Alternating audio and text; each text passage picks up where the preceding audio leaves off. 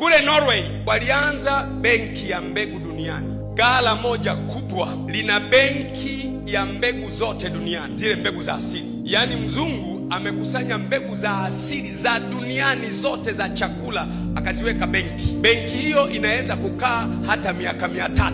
Alafu yeye mzungu anaanza kuziondoa mbegu za asili polepole, anatuletea GMO. Ni mbegu zilizochezewa kijenetiki. Mnaenda polepole tu, mnaambiwa kwamba hii ni mbegu ya mahindi, inakuwa haraka, chukueni hii.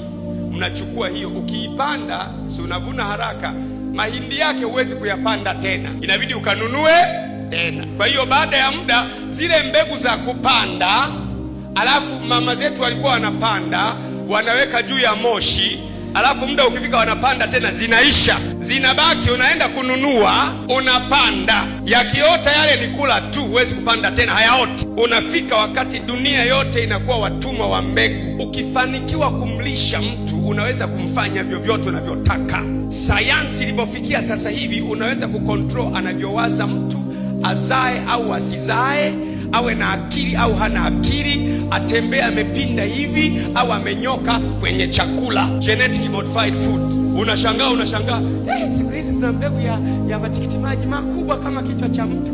Chukua mbegu zako uzipande, uone kama zitaota. Hazioti.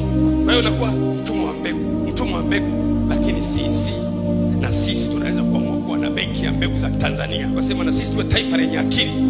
Na sisi tutengeneze mahala fulani, labda Moshi, kwenye baridi, tuwe na mbegu zetu za pamba, za mahindi, za mihogo, za choroko, za nini, tuwe na benki yetu. Miaka ijayo kikiumana duniani, kwa nasema Tanzania tuna mbegu zetu. Chukua mbegu zetu, endelea na mambo yetu. Lakini ni nani mwenye utaalamu wa kutengeneza hiyo benki, mbegu zikae miaka 300, 400 bila kuharibika? Wenzetu wana ubongo. Kijana mmoja wa hapa tukimpeleka kula akasoma, anaweza. Asipoweza tunampeleka jela.